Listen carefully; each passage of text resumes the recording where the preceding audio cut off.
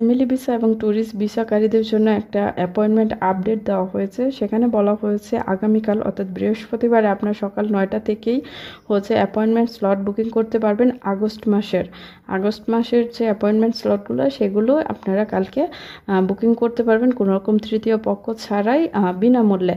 সেই সাথে ফ্যামিলি ভিসাকারীদের জন্য আরও একটা আপডেট হচ্ছে 10 আগস্ট এবং 24 আগস্ট আপনারা সকাল 8টা থেকে 10টার মধ্যে কোনো রকম অ্যাপয়েন্টমেন্ট ছাড়াই আপনাদের ফাইল জমা দিতে পারবেন বিএফএস গ্লোবালে, যেটা ঢাকাতে অবস্থিত অর্থাৎ গুলশান 2-এ নাফি টাওয়ার। সেখানে আপনাদের ফাইলটা জমা দিয়ে আসতে পারেন।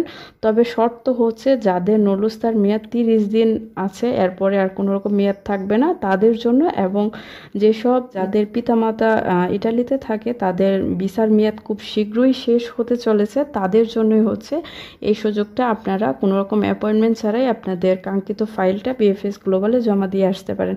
এই নোটিশে এটাই বলা হয়েছে। তারপরে যদি আপনারা চাইলে পড়ে নিতে পারেন যদি আমার কোনো রকম ভুল ত্রুটি হয়ে থাকে।